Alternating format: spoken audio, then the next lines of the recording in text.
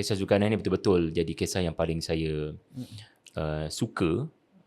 Kalau ditanyalah, Mi tak tanya, jadi saya tanya diri saya. Ustaz, kisah apa yang paling best dalam kitab ni? Bagi saya, kisah Zulkarnain. Dua sebab. Sebab nombor 2, sebab Syekh Solah.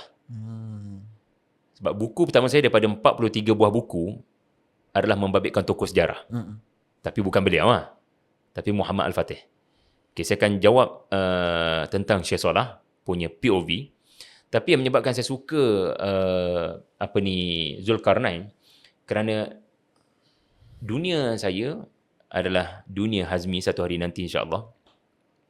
Ke sana kemari sebab kita menyantuni umat, kita menerima jemputan. Dan kadang kita kena tanya soalan dalam perjalanan tu, aku buat kerja apa ni? Aku bagi kuliah maghrib ke? Aku nakkan bayaran ke daripada jemputan. Tapi bila baca kisah Zulkarnain fa'atba'a sababan, saya belajar satu benda. Allah akan tambah nikmat kepada kamu Syahri bila kamu sebarkan nikmat Tuhan beri kepada kamu. Allah akan tambah nikmat kepada kamu Syahri kalau kamu pandai bersyukur. Ada orang tak pandai dengan bersyukur sebab dia hanya lafaz. Sedangkan konsep la in syakartum la azidannakum adalah Allah akan tambah nikmat bila kamu fahaddith wa amma bi ni'mati rabbika fahaddith. Kamu sebarkan nikmat. Lepas tu bila saya pergi mana-mana tempat, Mi pun pasti ada prinsip yang sama. Always cari maklumat baru tentang ayat tu. Always present something new. Wa amma bi ni'mati rabbika fahaddith. Hadith bukan hanya menyebarkan, tetapi menyebarkan sehingga orang rasa sangat perlu. Hadith, benda baru. Jadi empower others. Bantu orang lain untuk mereka jadi lebih baik. Bukannya ceramah, study orang tu. Supaya penyampaian kita ni jejak, kata orang Kelantan. Sebab Zulkarnain dia bukan hanya Zulkarnain di hentian ketiga, beliau bukan membina tembok dalam keadaan ditonton oleh rakyat kat situ.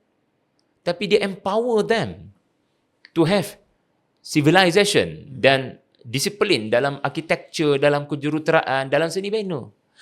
Kembali kepada poin penting. Dr. Salah Abdul Fattah Al-Khalidi sangat tegas dengan pendirian. Jangan spesifikkan mana-mana tokoh di dalam Al-Quran dengan sesiapa dalam sejarah. Allah tak sebut nama, maka janganlah dikaitkan dengan sesiapa.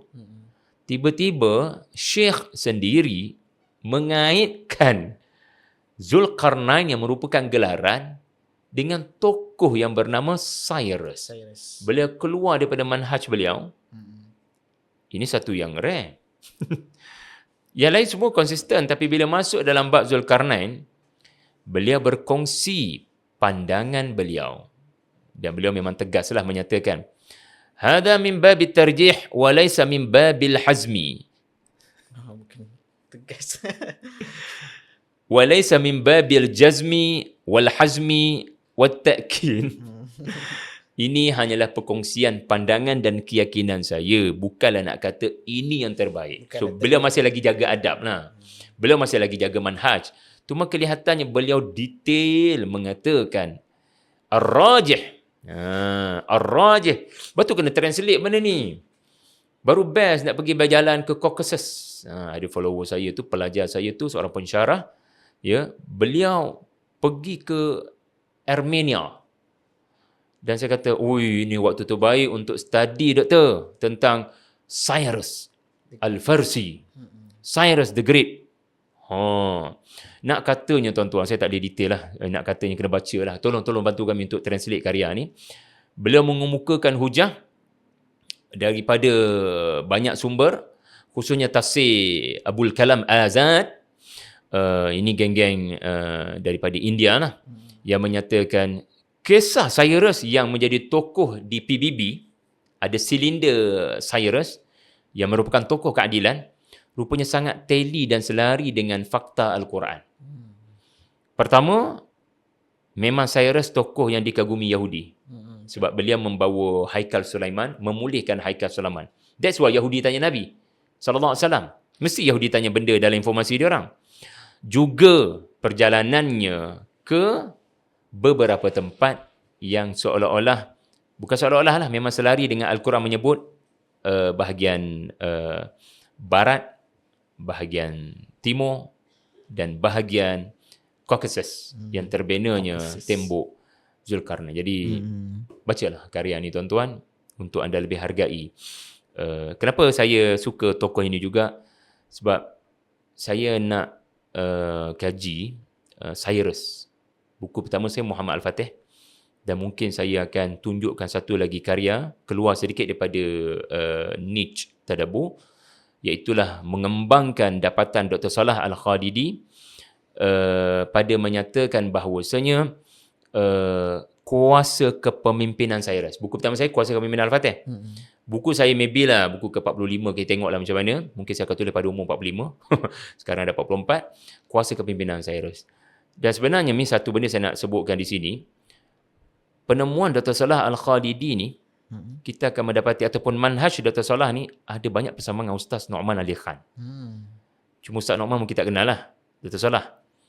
Dan mungkin sebagai, kenal tapi mungkin tak kenal, kita tak disebut. tahu. Ataupun tidak disebutkan. Bukan menentang, sangat menolak Israiliyat yang batil dan mengutamakan kebahasaan. Sebab nombor satu, Syekh Salah dengan Ustaz Nu'man ni ada banyak persamaan lah. Ustaz Nu'man kita Mimi tahu macam mana beliau sangat sensitif dengan Israiliyat yang menghilangkan makna Quran. Yang kedua, banyaklah. Nombor tiga, banyak persamaan. Saya nak kaji ikut insya-Allah persamaan antara manhaj Nu'man dengan manhaj Syekh Salah. Contoh lain, beliau selalu sebut, Ustaz Nu'man selalu sebut, kita ni masuk dalam Quran, masuk dengan minda kosong. Jangan ada sebarang prejudgment. Jangan kata kamu dah kuasai surah Al-Kautsar walaupun kamu anggap tu surah paling pendek. Sama juga dengan Syekh Salah. Dan Cyrus antara faktor seterusnya.